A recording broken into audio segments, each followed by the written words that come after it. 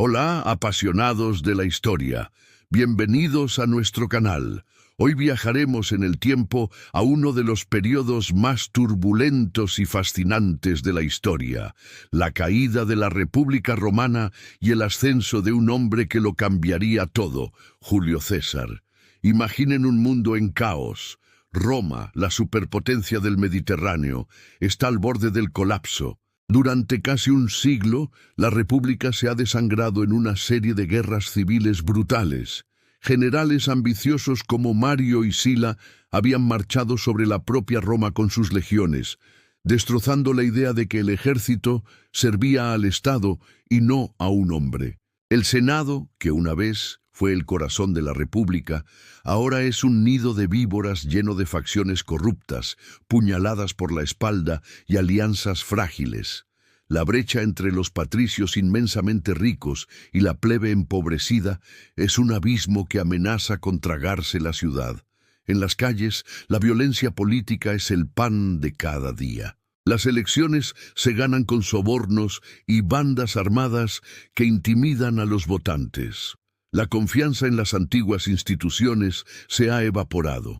Es en este caldero de ambición, traición y desesperación donde emerge una figura destinada a marcar la historia. Cayo Julio César, un político brillante, un general audaz y un hombre con una ambición sin límites. Pero César no luchaba solo. Su poder residía en sus legiones y el alma de cada legión, su verdadera columna vertebral, eran sus centuriones. Ahora, ¿qué era exactamente un centurión? Olviden la imagen simplista de un simple oficial. Un centurión era mucho más. Era el motor que hacía funcionar la maquinaria de guerra romana. Imaginen la estructura de una legión. En la cima el legado, generalmente un senador. Bajo él, los tribunos. Pero en el campo de batalla, en el barro y la sangre, quienes realmente lideraban eran los centuriones. Cada legión tenía alrededor de 60 de ellos, y cada uno comandaba una centuria de unos 80 hombres. Eran el pegamento que unía a la legión. Ser centurión no era fácil. La mayoría ascendía desde las filas, hombres rudos y veteranos que conocían la guerra en carne propia. Eran maestros de la táctica, responsables del entrenamiento diario, la disciplina férrea y la moral de sus hombres. Llevaban un bastón de vid, el vitis, que no dudaban en usar para corregir a un legionario perezoso o indisciplinado. Su armadura era distintiva, con un casco que llevaba una cresta transversal para que sus hombres pudieran localizarlo fácilmente en el caos de la batalla. Siempre luchaban en la primera línea, a la derecha de su centuria, dando ejemplo con su valor. Eran el primer hombre en atacar y el último en retirarse. Su supervivencia y la de sus hombres dependían de su experiencia y su capacidad para tomar decisiones en segundos. Pero aquí viene lo interesante. Los centuriones no eran robots, tenían sus propias lealtades, su propio orgullo y a veces sus propias agendas. Eran disciplinados, temidos y a veces demasiado orgullosos para seguir ciegamente las órdenes. Su lealtad principal no siempre era para el distante Senado en Roma, sino para el general que los guiaba a la victoria, que compartía el botín con ellos y que les prometía tierras y una pensión al retirarse. Generales como César entendieron esto perfectamente. Sabía los nombres de sus mejores centuriones, los recompensaba públicamente y confiaba en ellos para las misiones más peligrosas. Esta relación personal y directa forjó un vínculo inquebrantable. Las legiones de César no luchaban por Roma, luchaban por César, y los centuriones eran la encarnación de esa lealtad. Ellos serían quienes, llegado el momento, cruzarían el Rubicón junto a su general, desafiando al Senado y sellando el destino de la República. Ahora seguiremos la increíble carrera de uno de estos hombres, un centurión ficticio, pero basado en miles de historias reales. Y veremos, a través de sus ojos, las campañas de las Galias, la guerra civil contra Pompeyo y los últimos días de la República. ¿Alguna vez han oído hablar de los hombres que, con su sudor y sangre, forjaron el Imperio Romano, pero cuyos nombres la historia apenas recuerda? A continuación, vamos a desempolvar la historia de uno de ellos, un soldado cuya vida encarna la gloria y la tragedia de la Roma tardía. Su nombre era Cayo Silvio. Imaginen a un hombre nacido sin fortuna ni apellidos ilustres, en una familia humilde donde cada día era una lucha. Para Cayo, el ejército no fue una opción, fue su única salida, su oportunidad de ser alguien. Se alistó joven, con el corazón lleno del ideal de la República, esa Roma de la que hablaban los ancianos con tanto orgullo. Desde sus primeras campañas en la Galia hasta las áridas tierras de Oriente, Cayo Silvio demostró ser un soldado excepcional. Era el primero en cargar y el último en retirarse. Su valentía era legendaria. Sus hombres decían que luchaba como si el propio Marte guiara su espada. Se ganó el respeto no por dar órdenes desde la retaguardia, sino por compartir el barro, el frío y el miedo en la primera línea. Era leal, sí, pero su lealtad era hacia sus compañeros, hacia el águila de su legión, no necesariamente hacia los generales que jugaban a la política a cientos de kilómetros de distancia. Pero aquí es donde la historia de Cayo se vuelve más compleja. A pesar de su reputación de héroe entre las tropas, también era conocido por su carácter desafiante. No era un hombre que obedeciera ciegamente.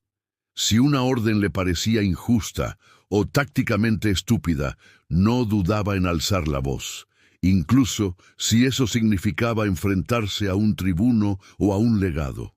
Odiaba la pompa y la hipocresía de los políticos de Roma. Veía cómo senadores y aristócratas se enriquecían, mientras los veteranos como él, los que de verdad sangraban por la República, volvían a casa sin nada. Y es aquí donde nace la tensión que marcará su destino. Cayo Silvio empezó a sentir un profundo desprecio por el juego de poder en la capital. Para él, Roma ya no era la república que juró servir. Era el juguete de los poderosos.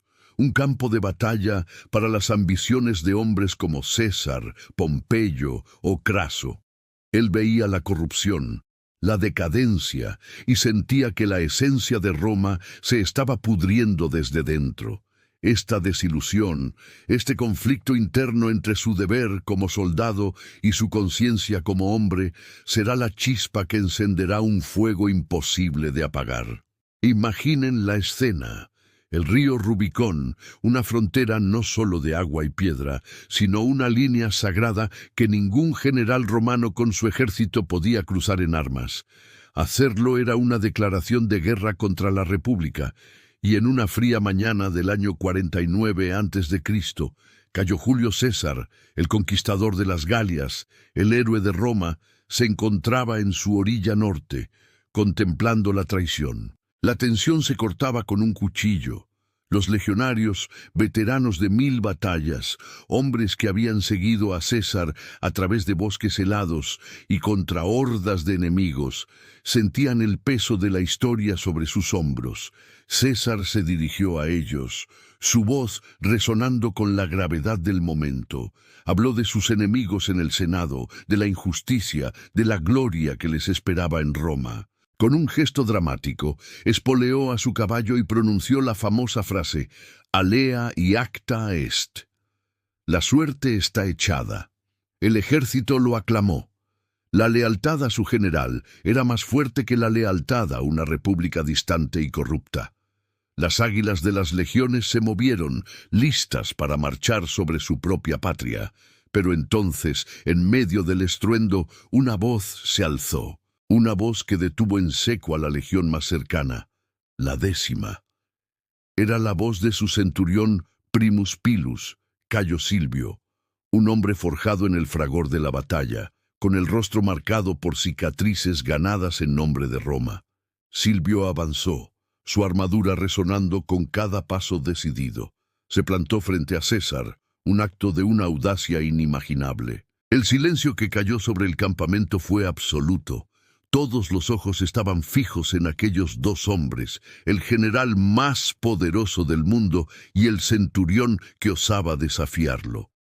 «Mi general», comenzó Silvio, su voz firme, sin un atisbo de miedo. «Te he seguido a través de ríos de sangre en la Galia. He visto a mis hombres morir por ti, por Roma.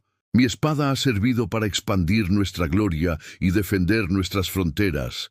Pero esta espada», dijo, y la desenvainó lentamente, no como una amenaza, sino como una declaración. «Esta espada juró proteger a Roma, no marchar contra ella. Un soldado romano no levanta su acero contra sus hermanos, contra sus padres, contra los ciudadanos de la República». César lo miró, su rostro una máscara de piedra. Podía sentir las miradas de miles de legionarios sobre él. Una ejecución pública consolidaría su poder, pero también sembraría la semilla de la duda.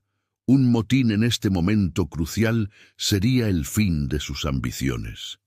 «Silvio», respondió César, su voz peligrosamente calmada, «hablas de honor, pero te interpones en el camino del destino. Llamas hermanos a los senadores que buscan mi cabeza y os niegan a vosotros las tierras que habéis ganado con vuestra sangre. Llamo hermanos a los panaderos, a los artesanos, a los niños que juegan en las calles de Roma», replicó Silvio. «No son ellos nuestros enemigos. Mi lealtad es para con la República y su pueblo. Y si marchar sobre Roma es el precio de mi lealtad a ti, entonces, mi general, es un precio que no estoy dispuesto a pagar». Se hizo un silencio espeso. Algunos legionarios de la 10ª murmuraron, bajando la mirada. El honor de Silvio resonaba con el juramento que todos ellos habían hecho. ¿Era un acto de valor supremo? ¿Una locura suicida? ¿O el último bastión de la vieja república frente a la tiranía que se avecinaba? César, en un movimiento político magistral, sabía que no podía permitirse una batalla interna. No en la orilla del Rubicón. Con una señal, ordenó a sus guardias que desarmaran a Silvio. No hubo lucha. Silvio soltó su espada, que cayó al suelo con un ruido metálico que sonó como el fin de una era. No fue ejecutado. César, mostrándose magnánimo, simplemente lo despojó de su rango y lo dejó atrás, una figura solitaria en la orilla, mientras las legiones, con el corazón dividido, finalmente cruzaban el río hacia la guerra civil. La historia la escriben los vencedores, y el nombre de Cayo Silvio apenas se susurra en los márgenes de los grandes relatos. Pero en ese momento, en la frontera de la guerra, su desafío representó el conflicto moral que desgarró el alma de Roma.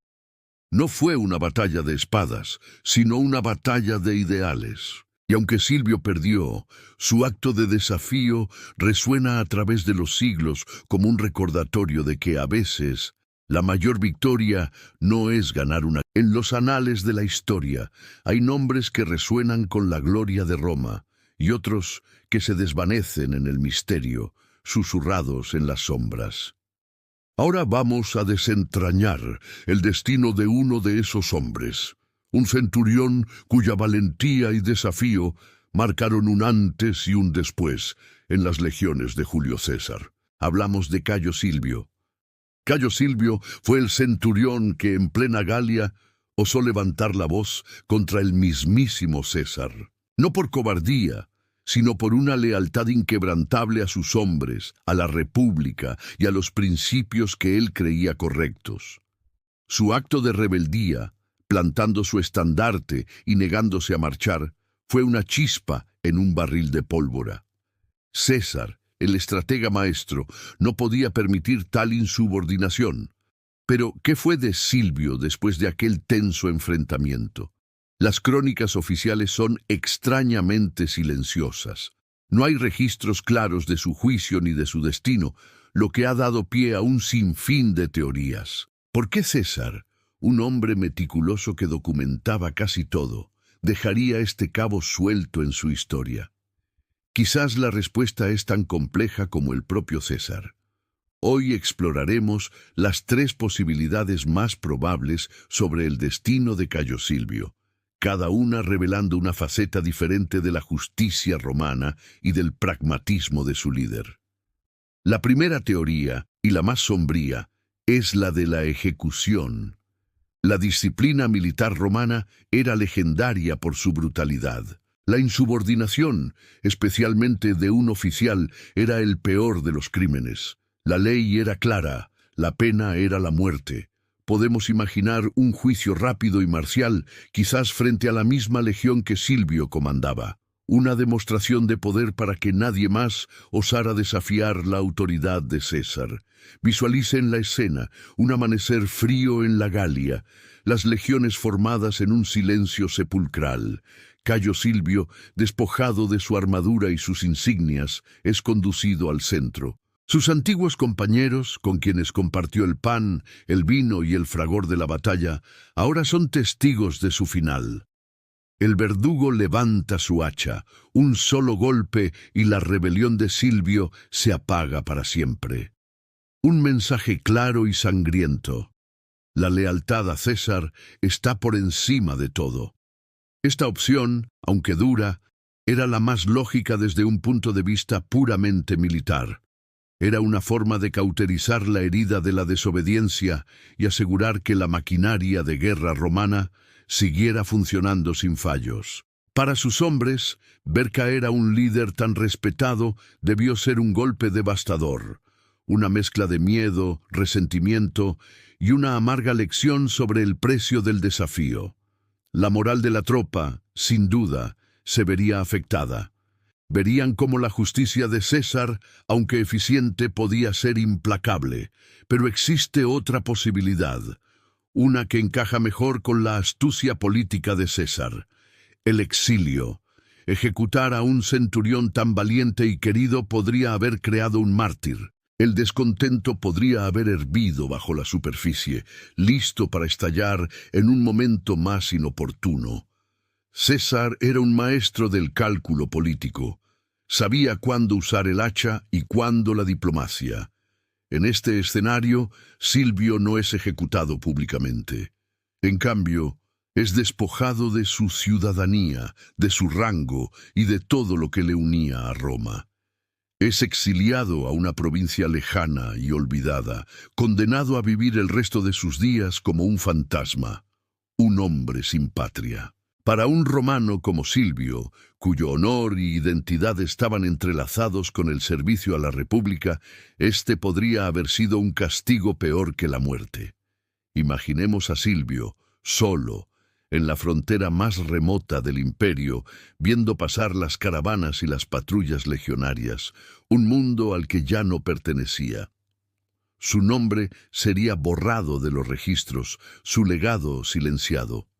Sus compañeros, aunque aliviados de no haber presenciado su muerte, sentirían su ausencia como un hueco imborrable. Sabrían que su líder pagó un precio terrible por defenderlos. Este castigo sutil y cruel habría servido al propósito de César sin crear un mártir. Demostraba que el desafío no se toleraba, pero lo hacía con una frialdad calculadora que helaba la sangre. Y llegamos a la tercera y más heroica de las teorías, la que muchos prefieren creer. Esta versión sugiere que César, a pesar de su furia, vio en Silvio algo demasiado valioso como para desperdiciarlo. Vio un coraje y una integridad que, bien encausados, podían servir a Roma. Quizás, en un encuentro privado, lejos de las miradas de la legión, César le ofreció a Silvio una última oportunidad de redención. No una redención fácil, sino una misión suicida. Una tarea imposible en la vanguardia de la siguiente batalla, una legión perdida personal.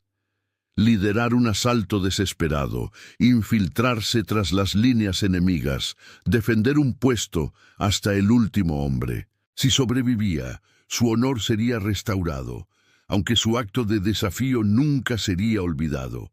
Si caía, moriría como un héroe de Roma, su insubordinación borrada por el sacrificio final. Esta es la imagen más poderosa. Cayo Silvio, aceptando su destino, cargando una vez más hacia el enemigo, no por orden de un general, sino por la redención de su propio honor. En el fragor de la batalla encontraría su fin, no como un traidor, sino como el soldado que siempre fue. Sus hombres lo recordarían no por su rebelión, sino por su valor definitivo. Y es aquí donde encaja esa frase, esa cita dramatizada que resuena a través de los siglos, atribuida al propio César al enterarse de la caída de Silvio. Roma necesita hombres así, pero no puede permitirse tenerlos. Esta frase encapsula el dilema de César a la perfección. Reconoce el valor indomable, la integridad feroz de Silvio, cualidades que forjaron el imperio. Pero al mismo tiempo, entiende que ese mismo espíritu independiente es una amenaza para el control absoluto que él necesitaba para transformar la República en lo que estaba destinado a ser. Un hombre como Silvio, que antepone sus principios a la obediencia ciega, es un héroe en tiempos de paz, pero un riesgo inasumible en el camino hacia el poder absoluto. César, el pragmático, sabía que para construir su nuevo orden necesitaba soldados, no profetas. Necesitaba obediencia, no conciencia. La existencia misma de Silvio era un recordatorio de la vieja república, de un tiempo en que la lealtad era un debate, no un decreto. Así, independientemente de cuál fue su verdadero final, la fría hoja del verdugo, el silencio del exilio o la gloria de una muerte en combate, el destino de Cayo Silvio nos obliga a reflexionar. ¿Qué es más importante? ¿La disciplina que mantiene unido a un ejército o la conciencia individual que cuestiona una orden injusta? ¿Dónde se traza la línea entre la lealtad y la complicidad? La historia de Cayo Silvio no es solo la de un centurión rebelde. Es un espejo de la eterna lucha entre el poder y el principio, entre el individuo y el sistema. Es la tragedia de un hombre bueno atrapado en el engranaje de la historia, un hombre cuyo valor era tan grande que se convirtió en una amenaza para el mismo poder al que había jurado servir. Su silencio en los registros oficiales no es un olvido, es una cicatriz que nos recuerda que a veces los hombres más valientes son aquellos cuyos nombres la historia intenta borrar. Gracias por acompañarnos en este viaje al corazón de Roma. La historia de Cayo Silvio nos enseña que el verdadero valor no siempre se mide en victorias, sino a veces en los sacrificios que hacemos por aquello en lo que creemos. Si esta historia te ha hecho reflexionar, no olvides darle a me gusta, compartirla con otros apasionados por la historia y suscribirte a nuestro canal para no perderte ni un solo episodio. Déjanos en los comentarios qué teoría sobre el destino de Silvio te parece más convincente. Nos vemos en la próxima crónica